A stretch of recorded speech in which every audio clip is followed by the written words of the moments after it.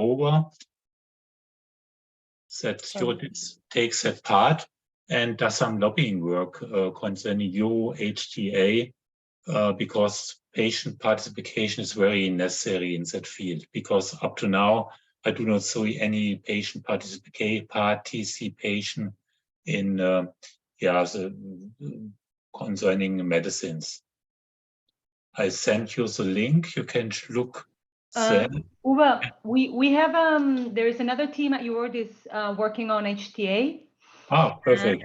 François Houillet is leading that effort, and what we can do is maybe Lenya, we can send François Houillet's contact so that he explains. The other thing on HTA, in any case, is that at some point we will organize maybe a monographic for ePAGs on HTA, because it's kind of important and we haven't done it before. And we would like our colleagues to share, our colleagues François and his team, to share with you what they're doing on HTA, in broadly speaking, let's say, not the regulation. And then, because they are also interested to engage more with the ERNs. But just to be clear, maybe Lenya will go again back to this. It's important that we are clear about what is the scope of this working group, so that we don't go all over the place. For the other topics, Lenya, Matt is asking if we can include the thing about evaluation, the evaluation calls. Okay. Today. Yeah. Just a message. We have some German documents, requirements, what we think which is necessary. I could provide it to the person responsible with Eurodis. If it's okay. Uwe, maybe you can just send me a quick email with the documents and short sentence about your request, and then I can get in touch with François. Okay. Perfect. I will do it. Okay, great. So we talk about AMECIS and the courts and how we support AMECIS at the end, maybe. Let's try to save some time for that. Any other comments, or should we go on? Okay. So, yeah, we just wanted to quickly remind you before we talk about the patient partnership working group that you're receiving, because before in the old format we started these calls, these meetings with an update from the ePAG transversal working groups. You may remember that we decided to not do that anymore, to save time for discussion. So now you're receiving short bite-sized updates from us that you can access, and here we can share the link with you again. So before we dive into the discussion about key activities for next year, I just wanted to give you a very short update about this new working group, the Patient Partnership Working Group, which we launched in September. And this group is really a group to work with the ERN project managers. So it consists of ePAG advocates and ERN project managers. And the objectives are focused around implementation of patient partnership. It's really implementing what we have already developed, like, for example, the new governance templates, and trying, because we have so many resources that in the end are not used or used only by a few, we want to work with the project managers to really have a broad implementation of the key tools that we have in place, that we have developed. So that's the idea. So the key objectives of this working group are to share relevant information and updates on resources, tools and processes, and good practices in terms of patient partnership, and to provide advice on the implementation of these resources, working with the project managers, and also somewhat to support the development of new resources for patient engagement or patient partnerships in the ERNs. And here you can see a snapshot of the current members of this working group. As I said, we just launched it in September, so it's very new. But we have 17 full or permanent members, and which represent in total 12 ERNs. So any questions or comments on this working group? Can you go back 1 second? Yeah. I was still trying to see. There's somebody in the waiting room, Matthew's iPhone. You think that's Matt? Yeah, I was just sending a message to Irid. Okay. I wasn't sure, so that's why I was. Okay. Sorry, Simone. No, I just wanted to have a quick look, a little bit Okay. longer. So that's okay. We'll share this with you as well. Yeah, I know. Mhm, Just yeah, okay. Okay, so now we thought we could spend around 35 minutes to discuss all together what key activities we want to put on our new action tracker list to achieve our 4 key objectives, which we defined in June, and they are listed here on the slide. So the first one was is improve formal recognition of our role in the ERNs. The second one is improving individual ePAG management. The third one is to have tools in place to measure the effectiveness of our activities. And the fourth one is exchange ideas and discuss multi-annual budget proposals and definition of ERN priorities. Do you remember these objectives more or less, which we defined in June? Okay, good. I see some heads nodding. So now we have the possibility to either, I don't know, we are 23 in total, to either discuss and go through the objectives one by one and discuss in a big group, or we could also break out in 2 breakouts, and each breakout takes 2 objectives, and then don't know, have 20 minutes for each group to discuss and come up with some let me stop sharing key activities, and then come back in the big group. What would you prefer? What do you think makes more sense? To discuss it in the big group so everyone can hear what the others are saying about each objective, or do you think it would be more efficient in smaller groups? I will suggest to do all together, because it's only for topic and maybe different view could be. And also we can fire off each other, as it were. Yeah.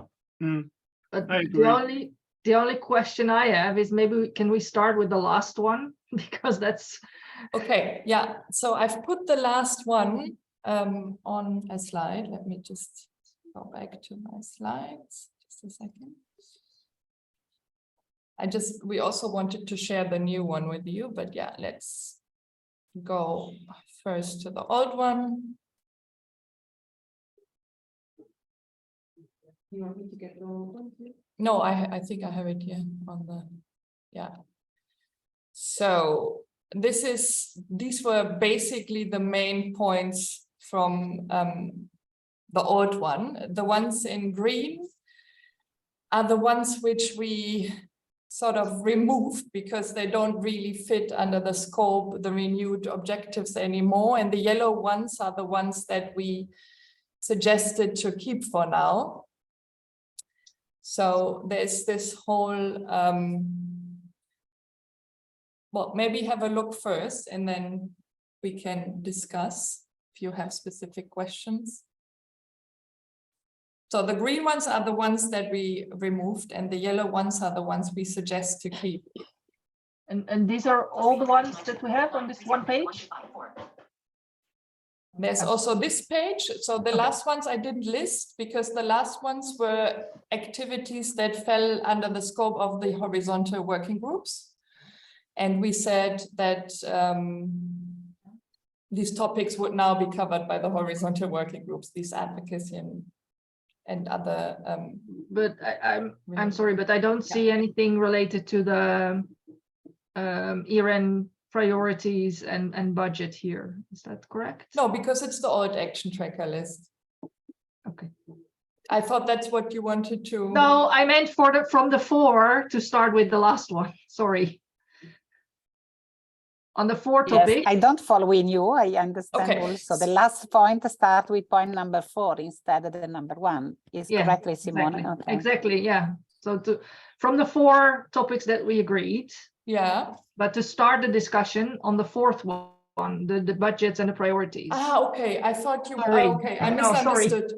I thought you wanted to go back to the old action tracker list No, from no, March no, to not see at all. what. Not at all. So that's why I Okay. was confused. But Okay, great. sorry for that. No problem. No. Sorry for misunderstanding. Okay. So Rita, can you share the new action tracker list? Thank you.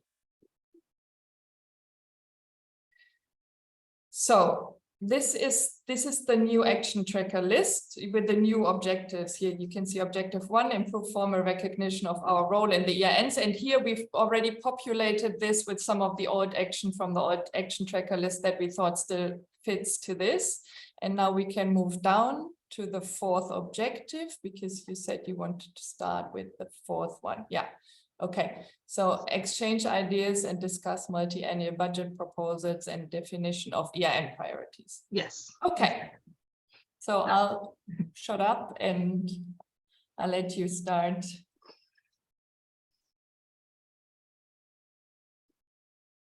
So, well, I mean, I would really, and I know that at the moment, of course, that is in progress, right? The priorities and the budgets and everything. But from my perspective, and I guess Ruth can confirm that for ERN Gotthard, we are not involved at all in priorities or budgets or anything. We just get the results. So I would like to understand how it is also in other ERNs, but also to understand if people have ideas on how we can make it happen, let's say.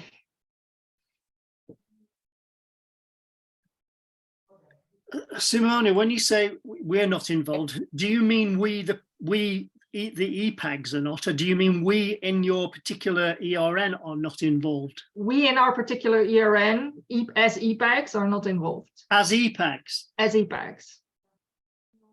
So in other words, what you're saying is you don't feel that you have any involvement in what I might call the strategic development of the ERN, and or how that your particular ERN makes contribution recommendations to, for instance, the coordinators meeting.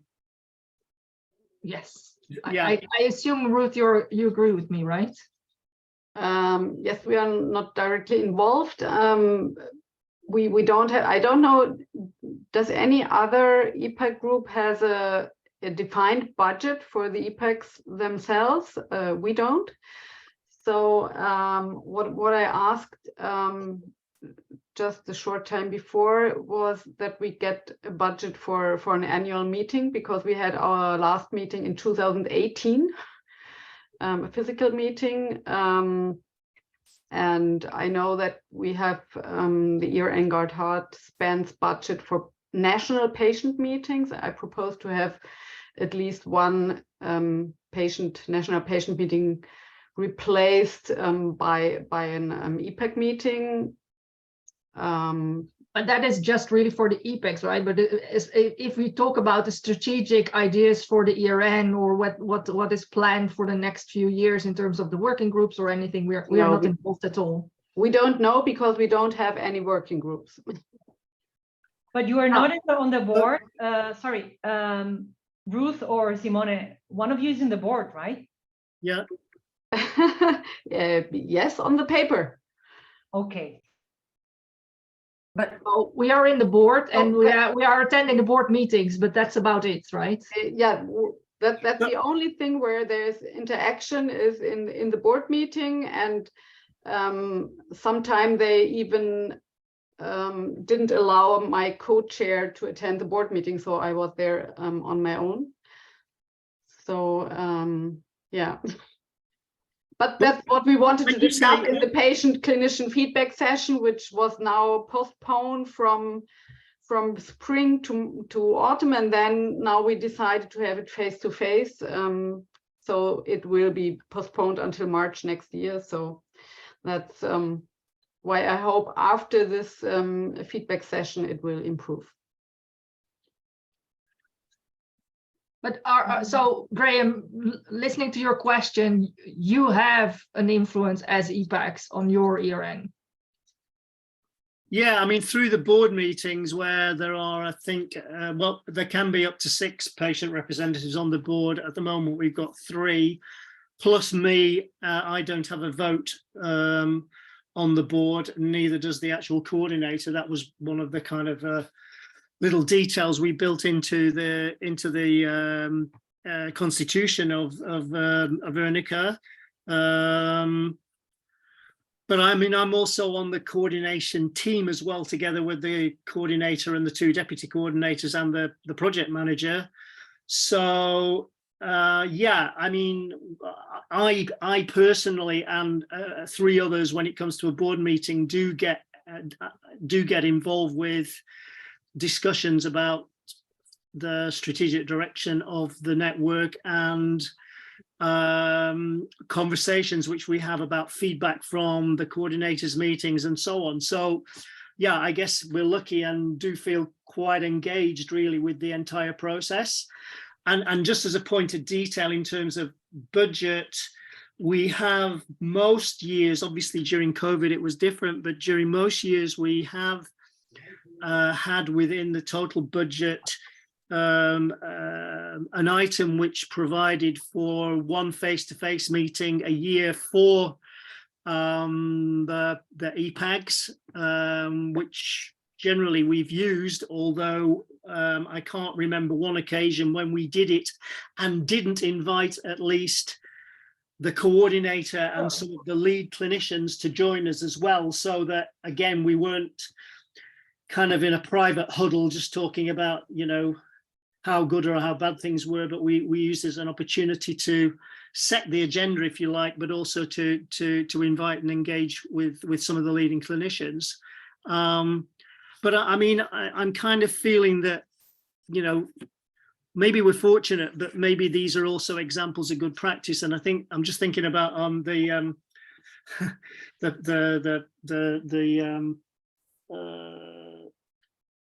patient partnership working group, which I'm involved in. I'm just thinking that some of these issues need to be raised there and identified, I think, as elements of good practice, which we should seek to advertise them and persuade other coordinators to adopt some of this. I mean, it always sounds to me like it's really very mixed in terms of how we are engaged with the networks, depending on which network you're in, and I guess that depends on the views of the coordinators and so on. I see that. Thank you, Graham. Sorry, Simone. Just I see that Isabella and Ilaria also have their hands raised. Don't know who was first. Isabella, you want, or Ilaria? I go first. So I see that things are different in each ERN, and on top of that, we have only 18 ePAGs out of 48 that belong to the steering committee. So we are missing some points of view. We, as a Reconnect, give for granted something I've seen it's not granted in all the ERNs. That is, we are reimbursed very quickly for joining the AGM. So no problems with that. Yesterday evening, we had our ePAG group, and we discussed about this topic. And in my opinion, the strategy and the politic decisions are taken allocating the budget. So if I invest half of the budget in one area, it means that I want to work on that activity instead of others. Saying that, I can understand it's not easy to involve everyone in the decision of the budget. Even the board or the steering committee, let's call it whatever we want, could be very tricky, but it's also democracy.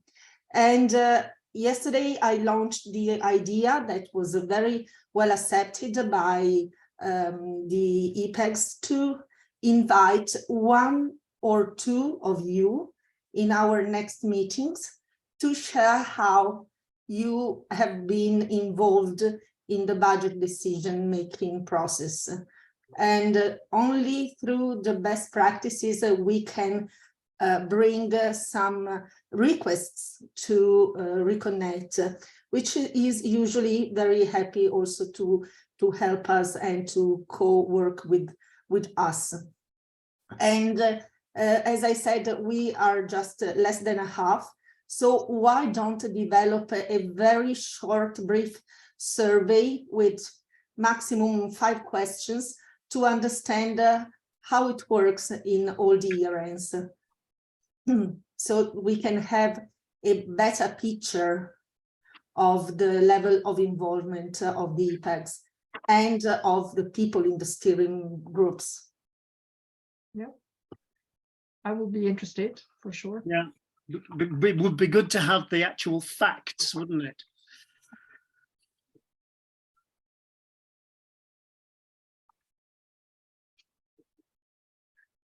Thank you, Ilaria.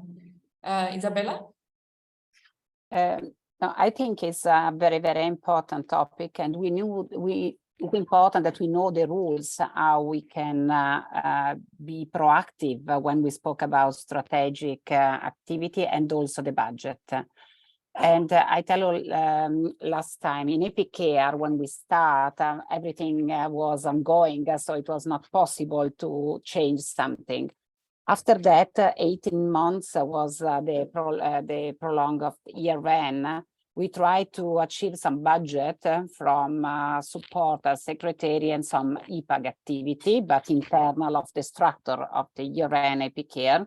But now that we will have very short in next year, I think until the first month, we will have an idea of the new budget. It's very important to define a strategy. Sure, for each ERN and for each ePAG are different, which are the priority of your ePAG group, and what you can be linked to the strategic plan, or what could be linked to the activity that they will provide your ERN.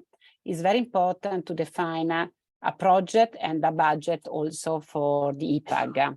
This is my point of view, because we need to know the rules, how we can propose a budget, how we can propose a strategy, and how is possible to link in with the other activity that do the single year run in the different topic. But it's very important, because if we lose again this moment, we are in the same situation as today without have access. For the rest, we are very well involved in the steering committee, but sometimes it's very difficult to understand some strategy or maybe to change something. But it's important that they ask also our opinion, and we try to drive in the next step all together. This is my suggestion for the future, because looking at the past doesn't help. Looking at how we can change in the future. Absolutely.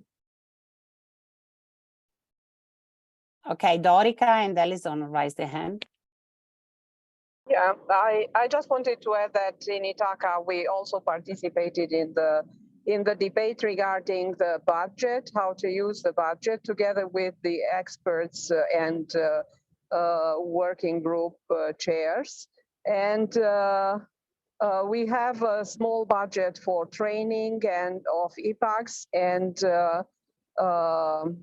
also to participate to the annual meetings for more ePAGs, not only the chair and the co-chair, but more ePAGs will participate to the annual meeting. And in the meeting that Ithaca is organizing in conjunction with the European Society for Human Genetics, they always organize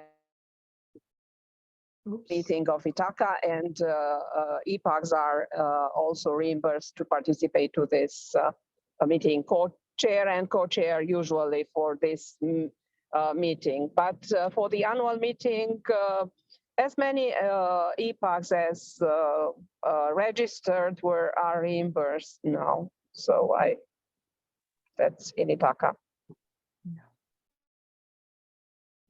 Thank you, Dorica. And then maybe Alison, and then maybe we can move on conscious of time, because we only have half an hour. I mean, in any case, I think the discussion needs to go on after this offline, after this meeting, to come up with activities. But maybe we could set the objective to have at least 1 or 2 key activities per the 4 objectives or ideas. Just one comment. I think this one is also linked with the first one, right? With having a formal role in the year ends, because I mean that will be strongly linked. Yes, I think. Yes, I agree. Alison, sorry. Yeah, I just wanted to sort of very briefly pick up on what Isabella was saying, and that I guess we're quite lucky that we've been given the opportunity to present our budget needs as the ePAG group, and have had some positive response in terms of receiving some small budget for this 18-month period. And we do, because both of us sit on the steering committee or the board for Epicare, we do, although the full budget breakdown for all of Epicare's activities is presented to the whole steering board, we have the 2 voices on the board versus the other 30, 50 members of the board to be able to say whether we agree or disagree in the same way as all of the other doctors do with the split of how the overall funding. And I think, you know, so we're very, very outnumbered if we think that the strategic direction and where they want to spend the money is not in the best patient interests, for example, if we think it's too skewed towards one direction. One thing I think is a practical action here that I think is probably what we're looking for this group is, you know, many of us don't have, or many people don't have a lot of experience of pulling together a budget as an ePAG, to be able to stipulate what your requirements might be for a funding period and what you might ask for and how you might present that as a good case. So maybe there's some work that we could do as a group, as a sort of a template or some training or something to help each other to put something together. Once we've got some useful evidence or use case studies of good practices that are happening within the ERNs where the ePAGs are getting some budget input and strategic input, maybe. That's a good idea, I think, Alison. We also, some of you suggested in June we identified the ePAG management, volunteer management, as one of the challenges in June, I think. So one idea was also to have a guide on how to manage volunteer groups or the ePAG. So the budget aspect could be part of that as well, as a practical tool. Lenya, I'm not sure if we're going to go ahead with that guide in the end. Yeah. So yeah, we were unsure. That's true. Yeah. Okay. Simone, did you have any other suggestions for key activities on the not for now. Not for now.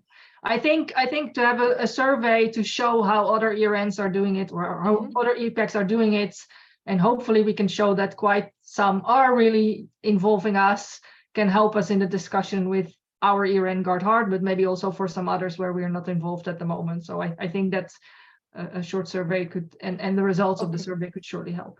Okay. Anyone also another comment is very important with the first point, because we are not a legal entity. Yeah. We cannot, it's very difficult to manage a budget as ePAG group if there is not a construction.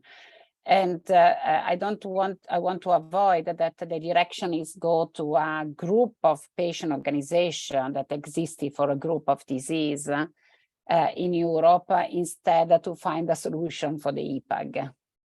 You understand what I mean? Isabella, I jump in just to say that we must be very careful, of course, in presenting our requests. Maybe could be the provision of a service.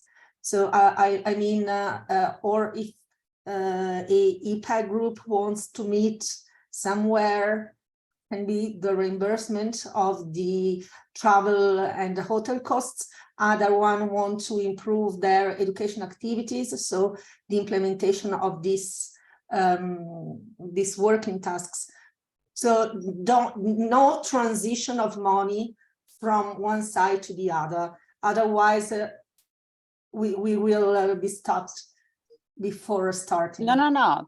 Totally agree, Ilaria, is this point, but we need to have an allocated budget also managed by the ERN for the activity of ePCare. As we spoke also in the past, a survey, produce a survey, disseminate a survey, make a publication with a survey. There is also some cost of the activity, but for one side, and it's very important. But the second one, we have other organization of patients. And we need to avoid that there is this type of contract agreement between ERN and other organization and bypass the patient's ePAG activity. No. This must be absolutely avoided. And on top of that, yes, must be liaised the expense with the coordination team. I mean, even if we get 10,000 euros, I think it's always better to discuss how we would like to spend the money. Otherwise, it would be a bad message. We want to be independent from you and take our decisions on our own. Instead, it should be co-created. This is my opinion. Mm-hmm. Yeah, I think those are good points. But we're going a bit too much into detail on this budget point now. I suggest we move on, just so that we also have some activities for the other objectives. Can you move up a little bit? Yeah, I was just going to, because Dalia wanted to, she was the one who mentioned the transition pathways, so I'm not sure if Dalia wants to. I think she's not here. Yeah. Okay. Yeah, because she had mentioned another meeting, no, that she had to. Moving up. Yeah, thank you. Yes, Dalia, you can talk later. She's here. Oh, no, she's asking in the chat. You can talk later, no worries on transition. Okay, yeah. Okay. So here under the first objective, we have moved some of the previous activities. So ePAG steering committee members as part of the ERN transversal working groups.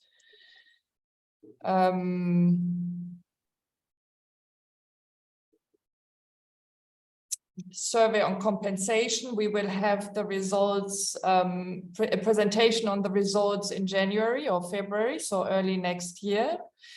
I was told by Sylvia and Russell and Dalia and Lex, contribute to induction of new healthcare providers. This was also on our old list. We, if you see anything that you think needs to be excluded and doesn't fit under this objective anymore, please speak up, let us know. So this point was about ePAG leads to liaise with coordination teams on the induction of new healthcare providers to help them learn about ePAGs and how patient partnerships work in the ERNs.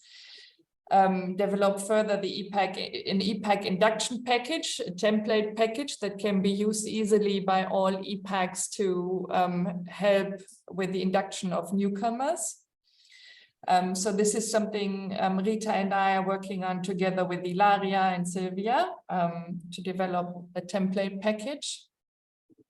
But how does that link to the formal recognition? So that's a little bit far-fetched, far-stretched. Yes. The thing is that there are some activities where we are still unsure, you know, under which scope they should fall now. And it could be, a lot could be either the patient partnership working group now, which is sort of all about implementing tools. And some of it could be still the steering committee. So I kind of left it here because I thought if you have well-educated or fast, you know, a fast induction track, you sort of, the group becomes quicker, sort of, you know, you have more members in the ePAG group that can actively contribute and you become more efficient and effective as a group. But that's debatable if it should be kept or not. We can also take it out. Oh, well, let's see. I was just wondering.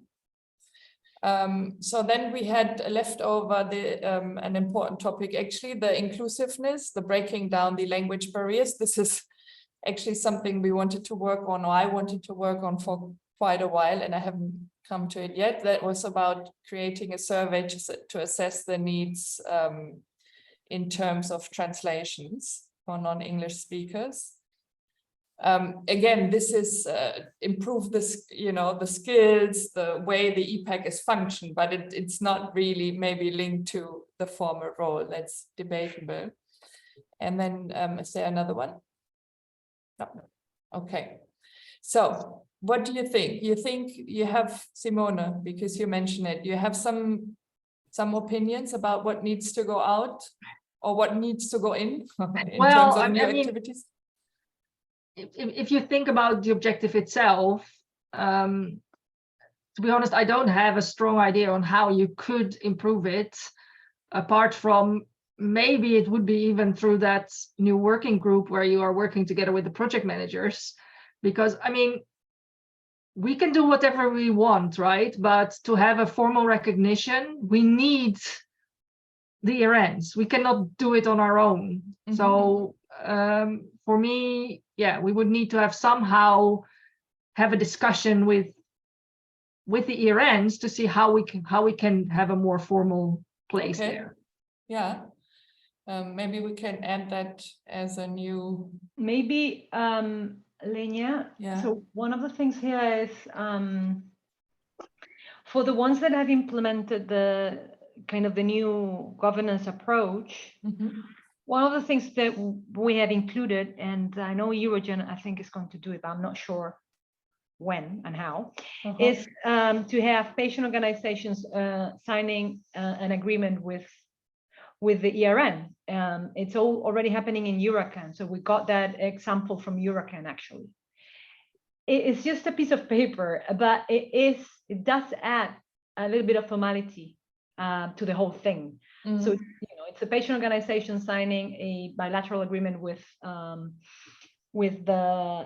ERN, just as a scientific society would sign one, or what have you. I mean, anyone that is not a full member, let's say, or an affiliated partner.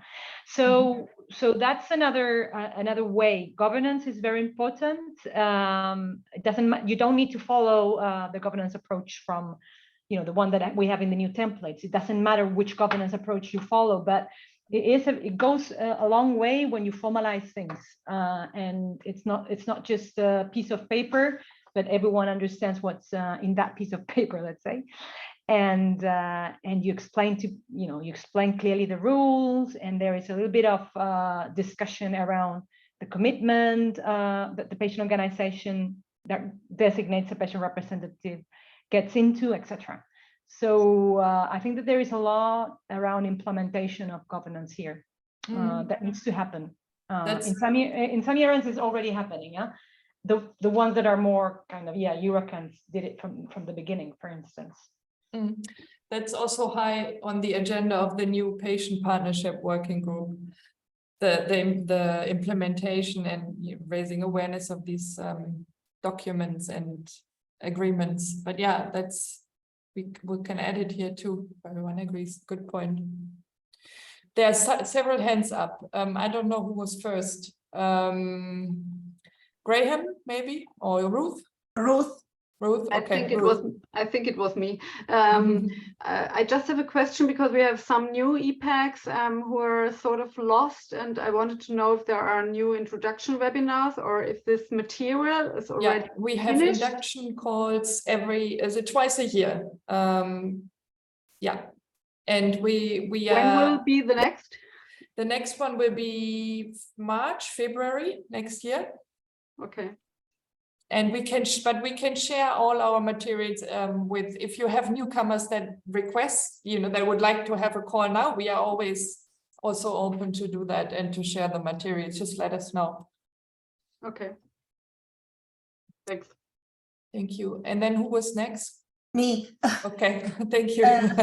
A consideration: we should liaise with our coordinators and coordination team, because they should acknowledge the ePAGs as part of the ERN. If they don't do it, we will never have a formal acknowledgement by the European Commission. But if we are in their documents alongside the HCPs at the same level, so they give for granted, again, I say that we are an important part of the network, just not only the patient is at the center, but the ePAGs are close to the HCPs and the coordination team. This could be, for me, a starting point, a conditio sine qua non. Otherwise, if we take different directions, I mean, the ePAGs and the coordinators, we will go nowhere. Okay, thank you. I'm just conscious of time, so I'm going to be a bit quicker. If you could please suggest, if you have any suggestions for concrete actions that we could put on the list, that would be great. Also, but yeah, let's go first through, who was next? Graham? Graham, maybe. Yeah, I just thought that the suggestion about the survey earlier on about, you know, the survey in terms of what involvement people actually have and what is going on. Yeah. I mean, one of the questions that seems to me to be really important is, I would be really interested to know what, I mean, I would be, and I'm sure everybody else should be, and particularly you and your audience should be very interested to know what is inside each of the ERN's statutes, constitution. What does it say about patient engagement? I mean, the UNICA one is really clear, and that probably helps us about what our engagement is. And the only other comment I was just going to make, following on the very last comments, was one of the things that we've got to try to do as part of all of this in terms of the whole improving the formal recognition is to get all of the ERNs to recognize that we aren't there just to be consulted. Yeah. We are there as partners. We're part of it. I mean, the words, we need to liaise with the coordination team. Well, I would say, no, you don't want to liaise with the coordination team. At least one of you needs to be in the coordination team. Yeah. And we should be striving to make that the norm, not the exception, which I rather suspect it is at the moment. Yeah, I think that's a good point. We did have access and a look to the terms of references and the ERN constitutions at the beginning, but yeah, maybe we can. Just to say very quickly that we did that exercise with Cranial and ERNI when we were discussing the governance approach. So in the partnership working group, this is specifically what could be done. So this is, I mean, and we did also that with Eurogen. We sat down, we looked at what they had, they looked at what we were proposing, and then they updated their bylaws, not just, this is very important, the ERN bylaws, not the ePAG terms of reference, which were also updated. But we were now, and this is in terms of formalizing our position in the ERNs. Again, what we have done with the new approach is that the kind of the role of the ePAG and the different levels of engagement is reflected in the bylaws of the ERN, not in the terms of reference of the ePAG. I need to leave for a minute. I can explain later when I come back, but this is very important, a very, very, very important point, I think. Thanks, Graham. Yeah, thank you. Dominic? Yeah, hi. Yes, I could just echo what has been said. I want to jump on a starting point that has been raised also by Ilaria. So there are these in-kind contributions collected by Eurodis of ePAG. So it would maybe be a good idea to, in terms also of transparency and to demonstrate ePAG contribution, to have those in-kind contributions per ERN and to display them and put them maybe on the website. So this would be a first starting point to make transparent and see how much time ePAGs contribute to ERNs. Of course, we also need to be assessed by our results and outputs, that's another story, but this would maybe be a starting point to see how much input comes from voluntary input comes from ePAGs.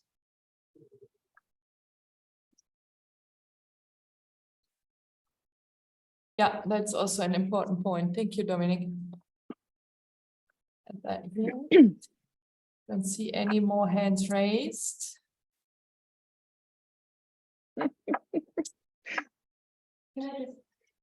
Can I just ask something here regarding Simone's suggestion about the discussions with ERNs and focusing in this working group? Do you mean like inviting external other stakeholders of the ERNs to our meetings? You know, to how exactly would you materialize these discussions? Do you have any concrete actions that you would like to suggest?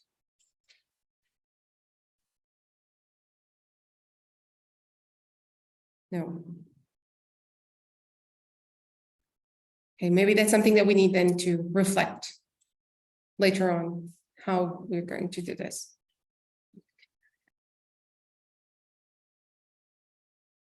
Okay. Objective 2, improving individual ePAG management. So we said we would take the guide out. Maybe can. Yeah.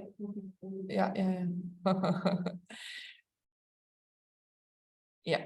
Agree with, in project managers on process for information sharing, shared workspaces, distribution list. This was also a leftover from the old action tracker. Every ePAG lead and deputy lead to liaise with their coordination teams to ensure smooth processes here. Do you have any actions that come to mind under objective 2, improving individual ePAG management?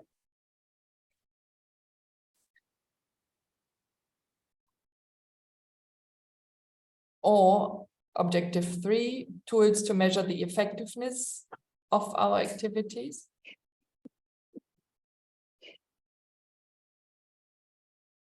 Do we need to keep the objective 2?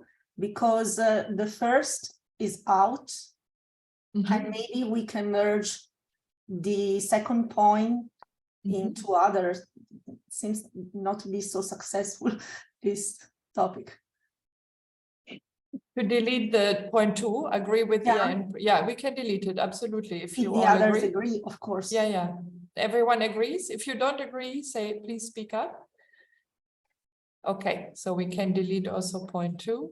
No, you mean the objective? No, you mean the agree with ERN project managers, no? Yeah, the point 2, agree with, exactly. No, the objective, because if the first one is out, so already out, correct, the guide on volunteer management. Yeah. I mean, this was one of the 4 key needs identified in June. Yes, I don't know, but I know. After 4 months, do we feel this is still important or not? This is just a question. I think it's a prerequisite. Can I clarify here what we mean by individual ePAG management? Are we talking about this group of ePAG coordinators having man management skills to be able to man manage our own ePAGs within our own ERNs? So that we, or is it something different? That's, I think, what it was, Alison. It's how can we improve the management of our ePAGs, or you improve the management of your ePAGs, It's but about maybe man management rather than task management. So it's managing the person, making sure they're happy, productive, busy, engaged, etc., as you would in any business or organization. Okay, I think it's still really important. I'm not sure that the tasks that we've got there, I think in that case volunteer management could be helpful, but those can be obtained elsewhere. So there is an element of reinventing the wheel, but it's also about basic man management skills. If you've never been a manager, a man manager in your professional life, how can you be expected to do it in voluntary without any formal training? Because it is a particular skill, and there is a big difference between man management and task management, as those of you who will have this experience will understand. And I think it creates big gaping holes, and you have to be careful with managing volunteers, so it's even harder than managing staff. But we also have to set goals and check in with individual volunteers.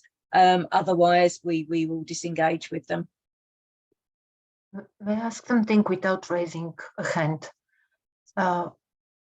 So it's Petya, it's me. So actually, how many from the ePAGs groups, from the 24 ePAGs group, have annual plans in order afterwards to be able to measure what they have achieved during the year?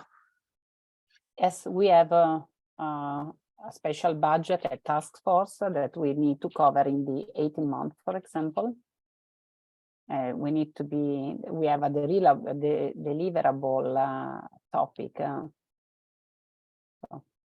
in particular, we need to present 15 disease with patient journey leaflet and maybe translating the different language.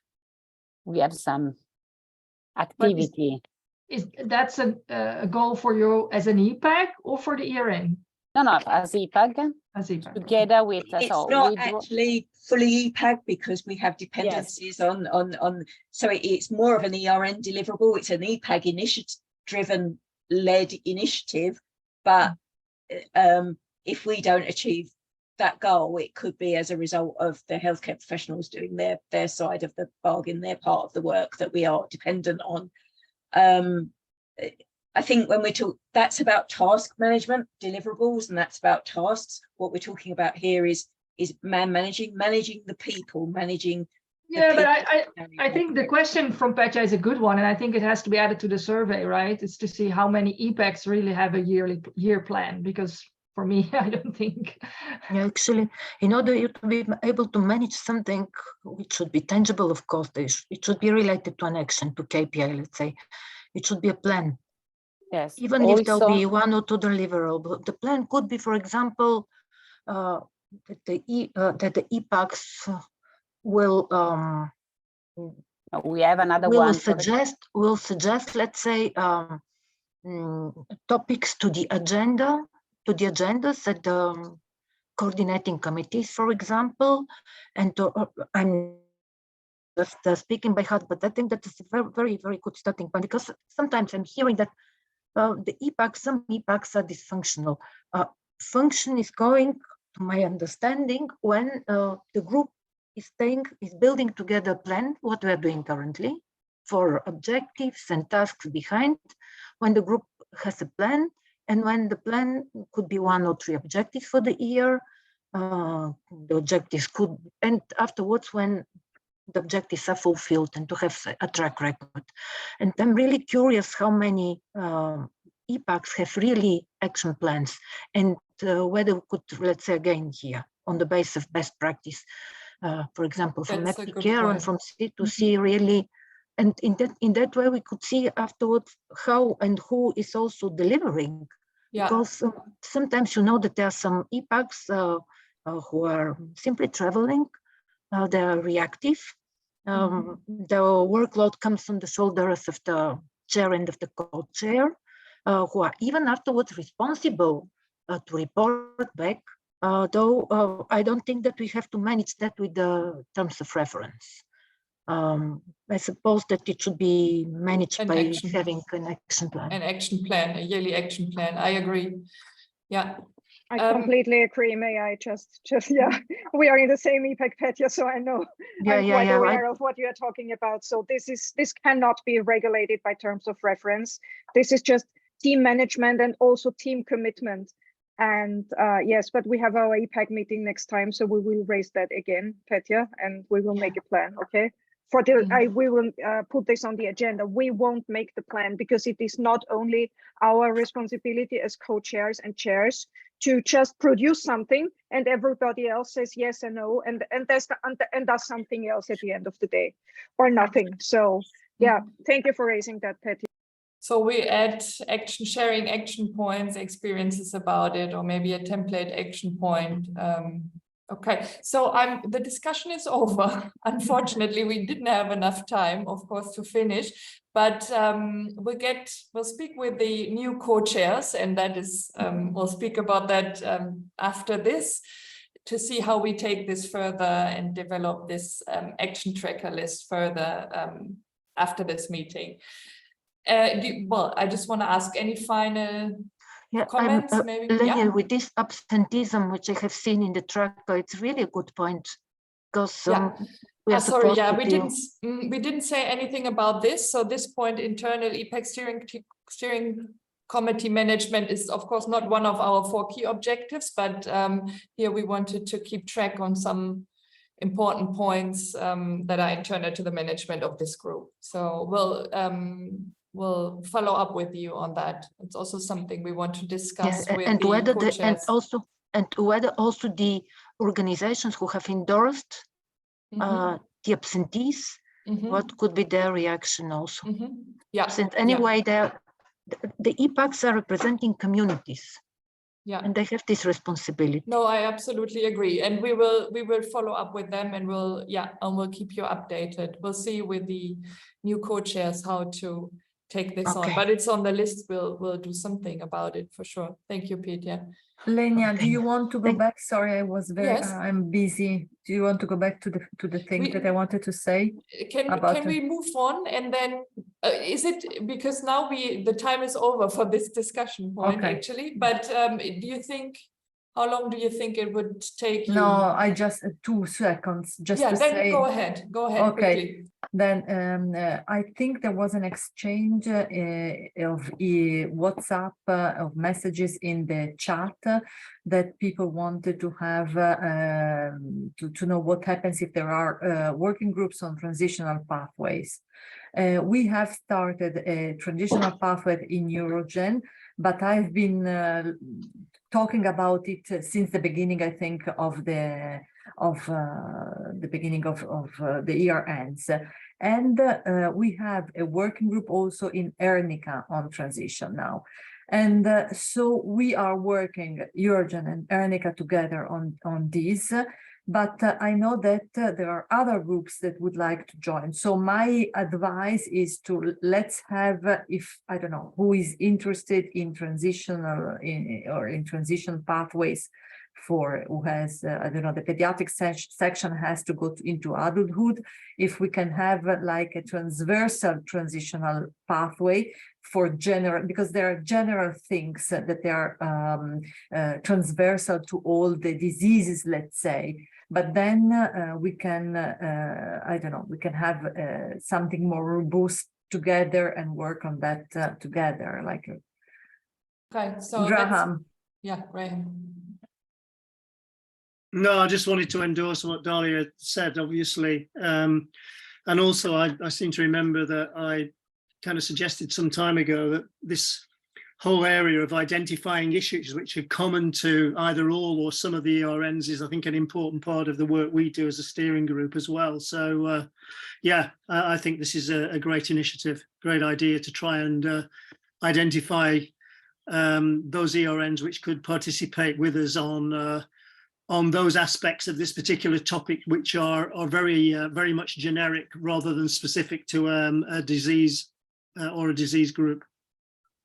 Okay, great. So we'll include in the follow-up email to this meeting. We'll ask the question who would be willing to participate and contribute.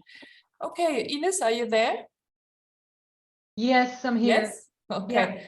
We can move on to the next discussion point about just to say on transition, that if you manage to convince the coordinators to set up a transversal working group, you would have done something that we haven't been able to do because we've tried to persuade them left and right. We've been told that there's a lot going on, apparently.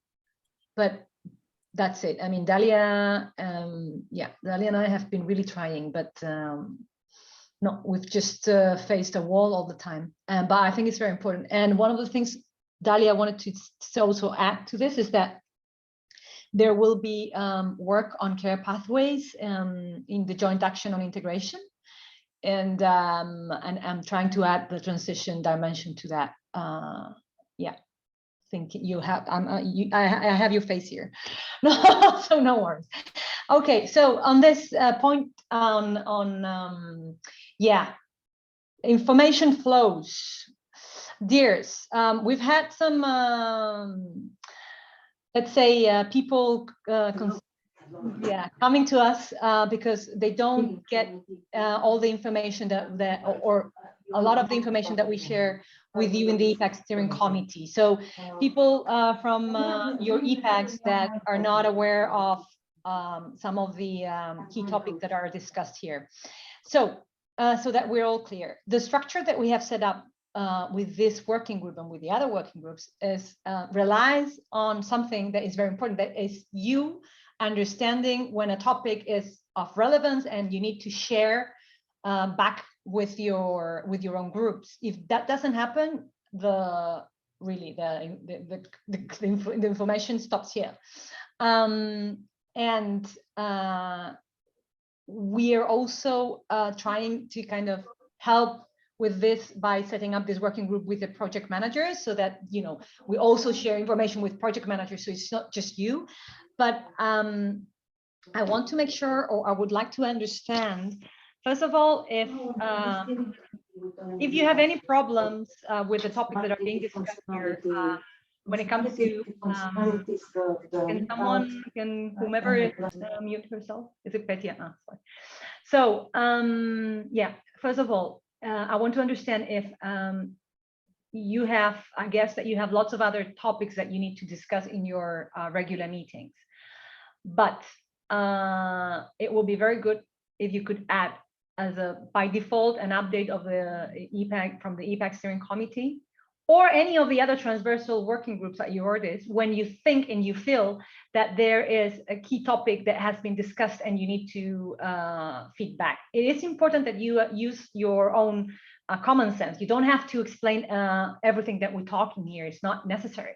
But for example, if we're presenting a new governance approach, we expect you to understand what we're presenting and to present that to your groups. If you think that you are not comfortable enough, we are more than happy to go and present that ourselves.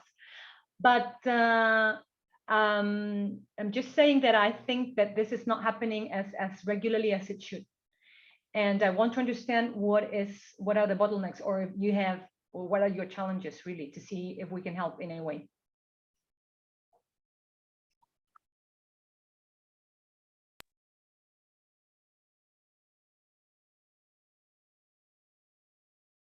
May I ask a question? Do you mean challenges or bottlenecks in terms of communications from the ePAG steering committee members to the whole ePAG group?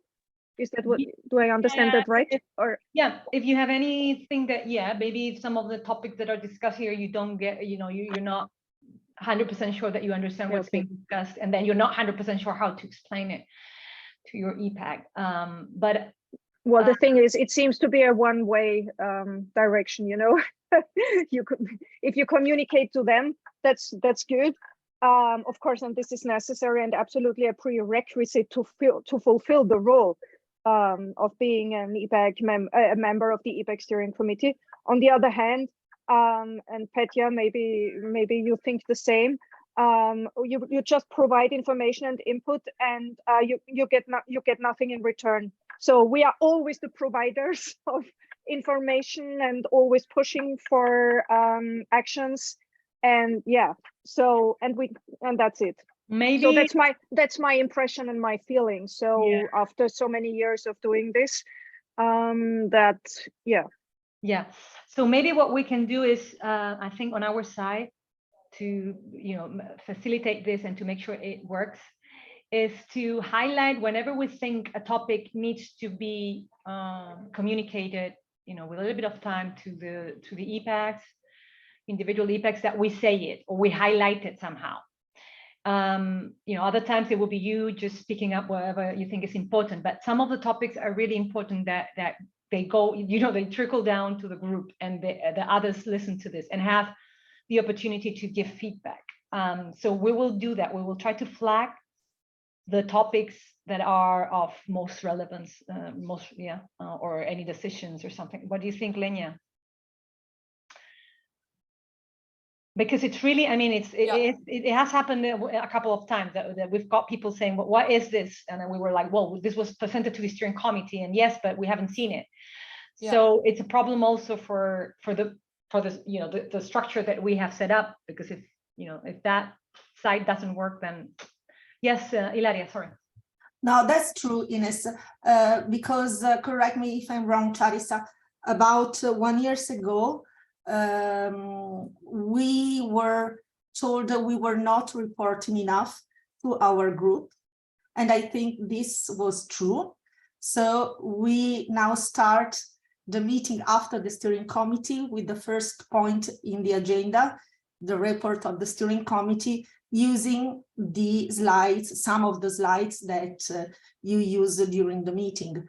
And it's not, because we reflected on this, of course, it was not done because we or I wanted to keep secrets, but because there are many things to discuss, and sometimes, in my opinion, just one meeting per month is not enough in our group, because we are getting bigger and bigger. But of course, no one wants to add another meeting. But at least on our side, there was no intention. But I must confess that one of the complainings could belong to our group. So yes, it's true. Johan, thank you, Ilaria. Yeah, we had a very big obstacle in one of the ePAGs in our group, and he has fortunately left the group. So only now we have the opportunity to share things of Eurodis. It was impossible for 5 years. Okay, but now you are free. Now we are free, yeah. Anyway, this thank you for that. So this is just as a kind reminder to all of you to please get back to your groups in some of the topics that are discussed here, especially when we make decisions and when we take decisions.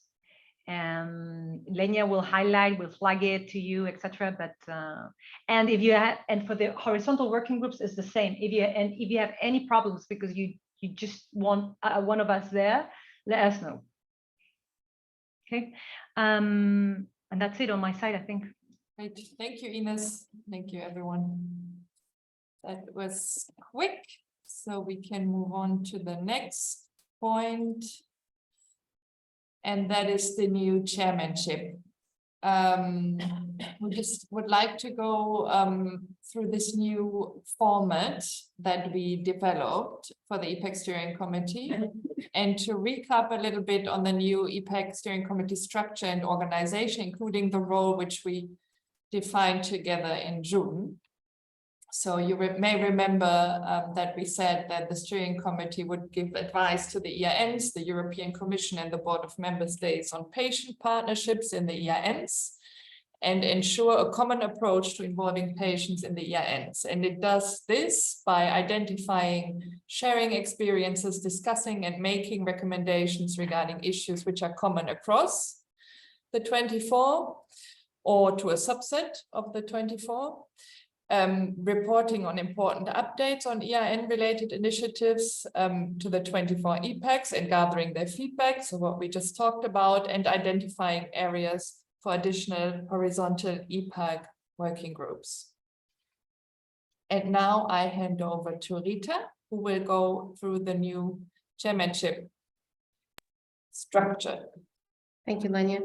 So basically, in order to achieve these new objectives and to fulfill this updated role, the steering committee also decided to organize our working group in a slightly different way, and the figures of the co-chairs were created.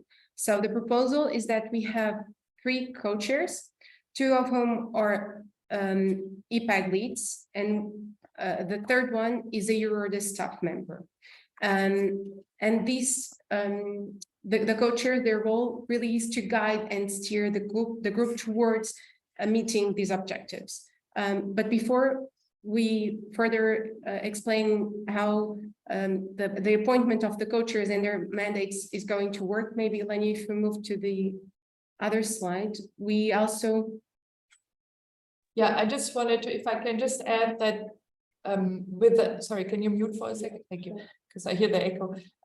Is that the co-chairs, maybe you were going to say that, Rita, but just to emphasize that the idea is really for the co-chairs to serve the ePAG steering committee. Just to emphasize this point, and now I'll the next slide. But thank you for that. Yes, indeed, because the idea is that the group is still going to make the decisions. So the co-chairs are not going to act solo. The consensus of the group is still going to be sought, but having these co-chairs will hopefully help the group be more productive and that the group reaches our objectives more effectively. But EURORDIS, in addition to being a co-chair, is also going to keep providing support to the ePAG steering committee. So these are two completely separate functions, and in our role as supporters of the ePAG steering committee, we are still going to provide administrative and logistics support to organize our quarterly meetings as well as the annual ePAG steering committee meeting. And here you can see the several tasks that we are still going to be supporting this group with. So from scheduling the meetings to providing technical support, taking care of the logistics for face-to-face meetings, assisting in the invitation of external speakers, circulating the agenda and any relevant documents at least 10 days ahead of each meeting, drafting and circulating action points, sharing updates with the ePAG steering committee, including the updates from the different transversal ePAG working groups that you now are bite-sized recordings. And we have created a YouTube playlist so that you can have access to those. And for those of you who missed the beginning of our meeting, in the first slide, you're going to find the direct link to those recordings if you still haven't watched those. And finally, we are also going to provide support in assisting with the preparation of presentations and other important documents. So again, back to the co-chairs. And in terms of their appointment, how is this going to work? So we are going to have 3 co-chairs, 2 ePAG leads, 1 EURORDIS staff member. And these co-chairs are going to be appointed. They're going to be elected by simple majority vote. And we are now going to start the election process. And we have a slide with the different steps that we are now going to take so that you are aware of how the election process is going to work in more detail. And EURORDIS is going to manage this election, but we will not vote. And so basically, and to go over what has already been done, so we sent an email asking for expressions of interest. We sent an email to all of the members of the ePAG steering committee asking for expressions of interest to become co-chairs. And those who were interested in becoming co-chairs, we asked them to provide us with a short biography and motivational statement. So in addition to these 2 co-chairs, and in regards to this process, EURORDIS will then appoint the 3rd co-chair, a EURORDIS staff member. So these 3 co-chairs, their mandate is going to last for 1 year, 12 months.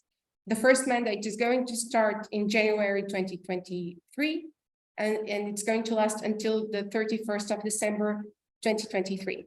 And the subsequent mandates are also going to last for 1 year. Any questions at this point? Maybe just let's take a moment here to see if anyone has questions, doubts, anything that's not clear. No? Okay. Then in terms of the specific responsibilities that the co-chairs are going to have, we group this under 3 main areas. So the first point is related to meetings in terms of, so the co-chairs will be responsible for preparing, chairing, and following up on the meetings. So leading the meetings, that's why also Lenya opened this call saying this is the last time Eurodis is chairing this, at least on our own. And then the second area where the co-chairs are going to work on is in liaising and communicating with you, with the ePAG steering committee members. So like we said already, like we emphasized, the co-chairs will always seek consensus on decisions, and they will not have a casting vote and will not take decisions or actions without consulting and agreeing with the group. And last but not least, the co-chairs will also be in charge of liaising and communicating with external stakeholders. So they will liaise with stakeholders such as the European Commission, the Board of Member States, and the Networks Coordinator Group on matters related to patient partnership in the ERNs. And here, just in red, you can see that also it has been decided that the advocacy, the topic-based advocacy or policy recommendations will be led by the respective topic-based transversal, ePAG transversal working groups, and that actually also reflects the action tracker that we just went through together. So we would like you to meet this year's candidates, the three candidates that put forward their application or their expression of interest to become a co-chair, an ePAG steering committee co-chair. So we have here Simone, Isabella, and Dominic. They have all sent us their bios and motivational statements. So now if you could, Lenya, move to the next slide, because here we do have the follow-up. So the next steps in terms of the elections. So again, just to underline again that Eurodis will not vote, and that we are going to be sending you an election email after this meeting so that you can vote. And how is this going to work? So you're going to have 2 weeks to vote. We have prepared a very short jot form, and you can submit quickly, complete and submit. So we are going to be choosing 4 candidates. 2 of them are going to be appointed for 2023, and then the other 2 are going to be appointed for 2024. And again, just to emphasize that we are only going to elect the ePAG leads. So Eurodis is going to appoint the 3rd one. So 2 now from amongst you, or from amongst Dominic, Simone, and Isabella, to be more specific. So after these 2 weeks, Eurodis will share the results of the elections with all of you, again, by email. Thank you, Rita. Thank you very much. Do you have any initial comments or questions? I think Hilary. I have a question, Lenya, Yeah. regarding the last slide, topic number 3, the very end. I would rephrase it, because I don't think that the co-chairs, the 3 co-chairs, should liaise with the commission and the coordination team only regarding patient partnership topics. Because we said before that we should consider ourselves as equal stakeholders. This was exactly the discussion that we had, Ilaria, in June, where we said that the scope of the steering committee should not overlap with the other transversal ePAG working groups who are doing advocacy, partly advocacy activities, or also the training working group has a different scope. But we have one on research, on clinical guidelines, on evaluation, AMEQUIS. So the steering committee is, so there should not be any overlap, because the groups are independent from each other. They're working in parallel. So we needed to, the work scope of the steering committee needs to be defined and contained so that there is no overlap with the other working groups that we have already. So that's why we said the steering group is really there to steer the ePAGs, to manage ePAG involvement in the ERNs, which is patient partnerships patient-clinician partnerships, patient partnerships in the ERNs. That's why we defined the role in June like this. And that's what we had added to the constitution, the ePAG constitution, which we also shared with you. No. I mean, I have it and I fully trust you. But after today's discussion, I think that everything should be a work in progress. And we realized today that we are putting limits to ourselves. So if we say that we are allowed to cooperate with the European Commission and coordinators only on patient partnership, how can we still want to be acknowledged as a legal entity if we limit our broad of action? I mean, the steering committee will never overlap the other working groups, because it's clear that we have different roles, and it's good to have different roles. But I think we need to be more general and broader in writing the third point. I don't know the others, what the others think. I mean, can I go ahead? I don't know if I wanted to say something, Manu. No, I was just going to say that it also depends on the definition of patient partnership, that we really think is very broad, because it encompasses all types of collaborations established between the patients and the clinicians, the coordinators, with the different stakeholders of the RNs. So, and the objectives that we actually today we went over and that we reviewed together, those are the objectives. These are also, these fall under these three areas of responsibility from the co-chairs, just to clarify that. Yeah. There's also always the opportunity, of course, to collaborate with the other working groups and to, you know, to work. And there's certainly also overlap at times. Graham and then Dominic. Yeah, no, I was just going to say, I think it's very easy for confusion to arise.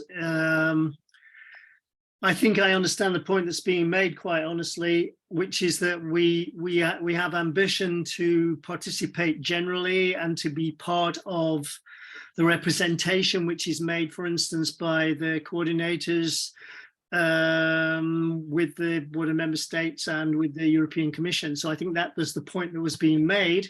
But then I also understand, and we need to be clear about this, that with respect to this role that we're talking about now, that we are talking here about the role of patient engagement, and it's a very specific role to this particular steering group and a particular responsibility of these co-chairs.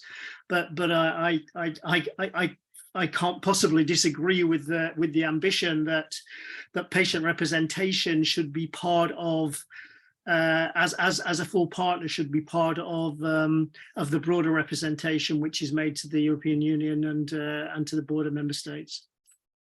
Maybe we can just have a quick think about how we need to rephrase it, but I think we're all agreeing on what the actual role is. Maybe we just need to think about how we can phrase it. Yeah, but maybe we should do that. Can we see? Yeah, sorry. Yeah. I have to leave. Can we see just the last slide once again and the last sentence? I also think that we can say especially referring to, I don't know what the wording. Could you put the slide again? Could you share it? It's maybe especially related to patient partnership in ERNs, but not exclusively, because this is what we are talking about. We are not only referring to that. This might be our main focus. Okay, if you want to be the group to be like that, okay, I agree. I can imagine to agree, but I also think that we should go beyond that. So, and that we should rephrase it. We can do it, and that's okay. But I just want to make sure that we put an example so that we all understand what we're talking about here.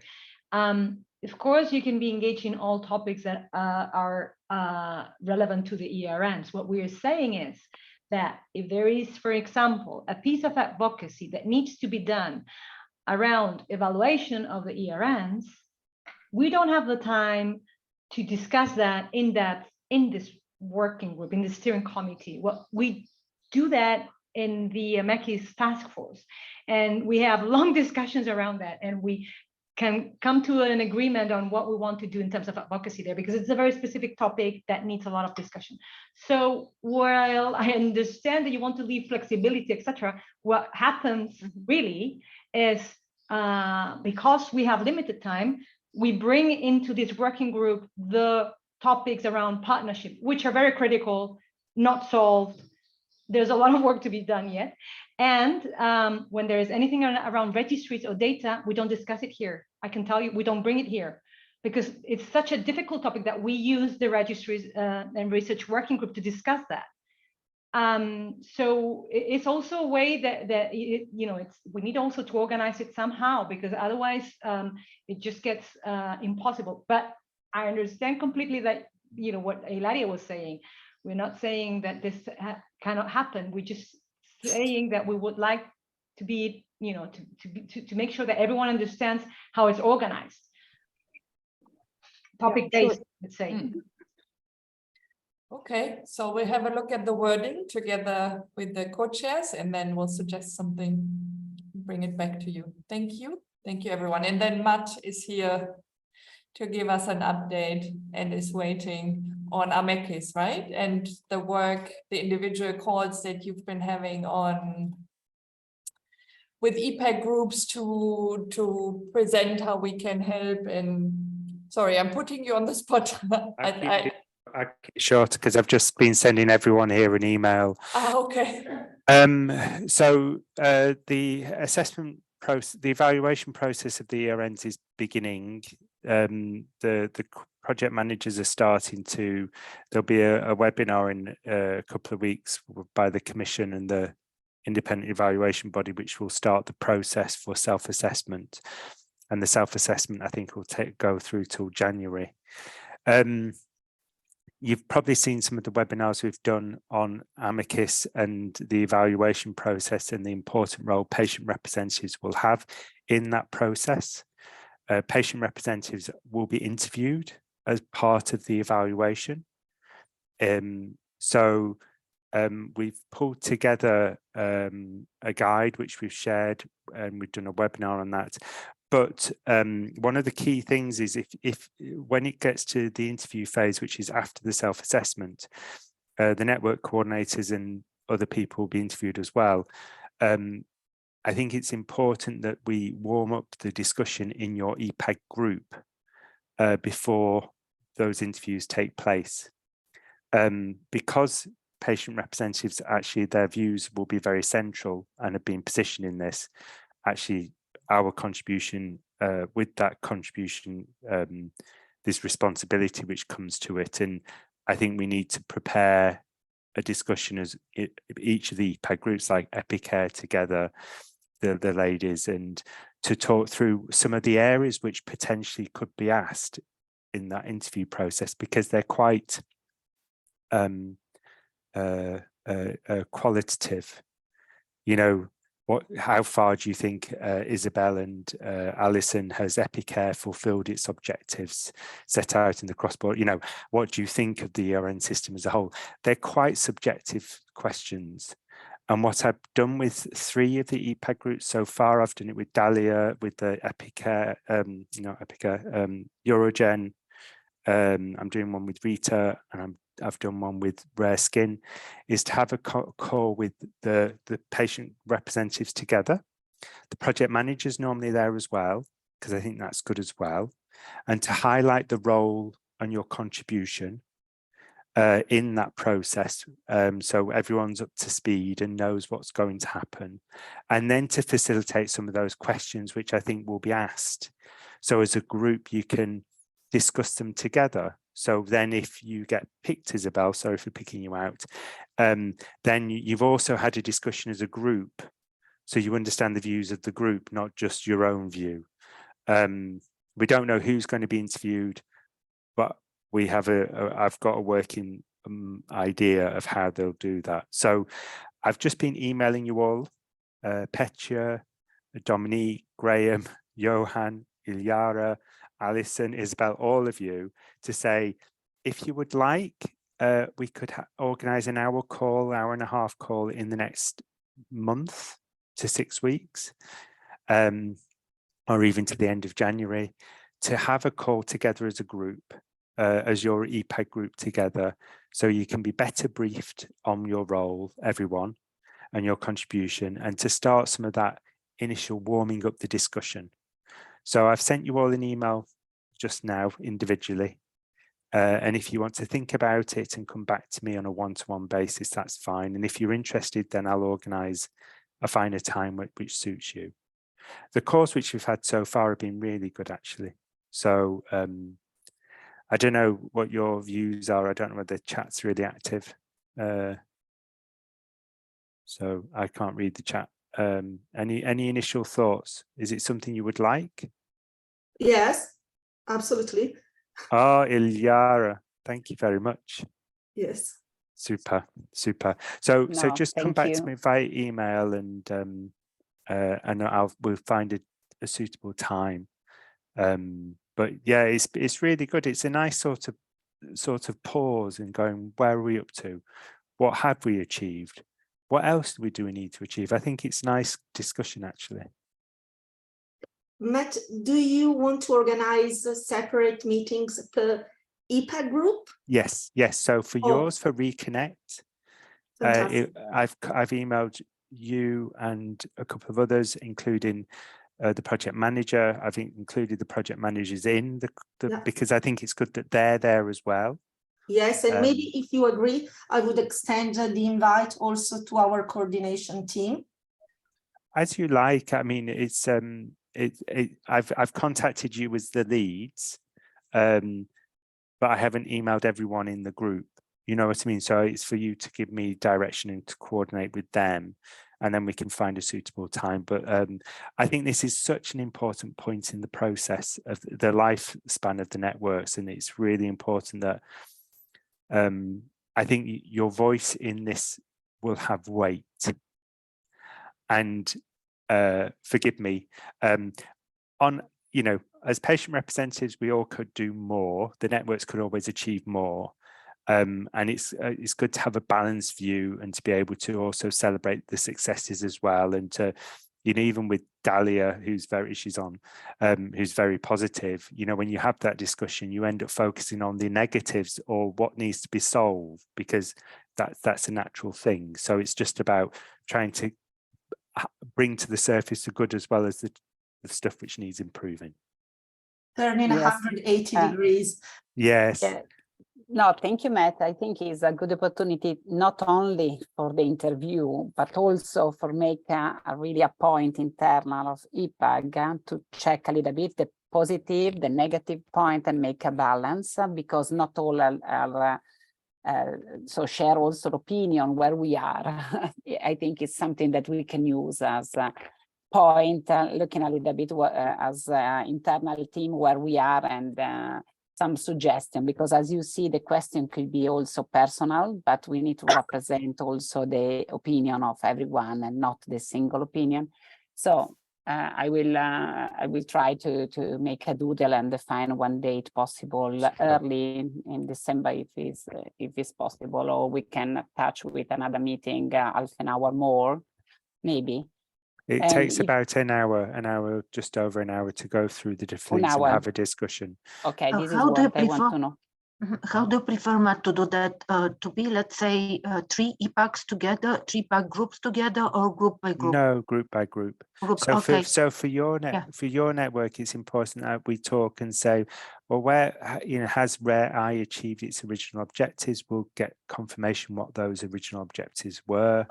Was it to do more research, to collect data, registry stuff, or so we discuss each of because there's 8 objectives in the cross-border healthcare directive that each of your networks said which 3 of those objectives your network would do and achieve.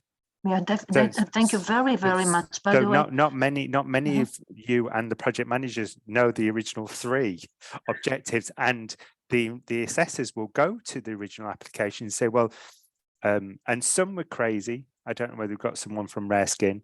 Rare Skin said we'll do all 8. So the only thing which was missing on the objectives, Petya, was world peace. So they're quite big and bold as objectives.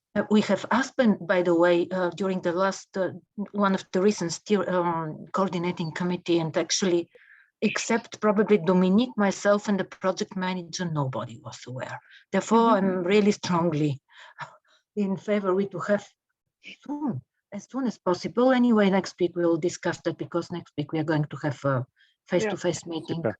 And we'll see that and we also to invite the project manager. So I've included Dorothy in the email because I tried to be transparent. Excellent.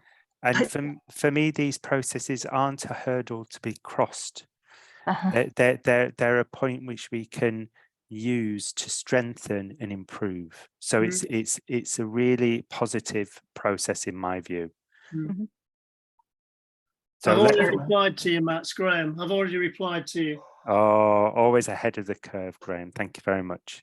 And I have, Petya, excuse me for interrupting, I have forwarded it to your Retina International email address, because it was sent to your Retina Bulgaria address, and I'm not sure if that one is still active. So Matt, you are in CC, so you have Retina International email address. And being a bit selfish, it would be really nice to have the opportunity to connect with you and your ePAG group on a one-to-one basis. It's been a long time since I've sort of put my toe into the ear ends, and it's just would be a really nice refresher for me. I get to see you all again. Yeah, I'm very happy to hear all that. Super. Okay, I'm going to jump off and I'd follow up by email. But thank you very much, Lenya, for remembering my little request. Oh, thank you. And thank you for ending the meeting on such a warm and positive note, the last of the year. We are 12 minutes over time. Thank you, everyone. It was an important discussion, and I think we've achieved some things. So we'll follow up with you very soon, also for the new dates for next year. And if we don't speak anymore, wish you a wonderful end of the year and holiday season. And if you don't have any last comments, I think we can close. No? Peace and love. Peace and love. And world peace. World peace. Yeah. Bye. Bye. Goodbye, everybody. Goodbye. Bye. Bye, everybody.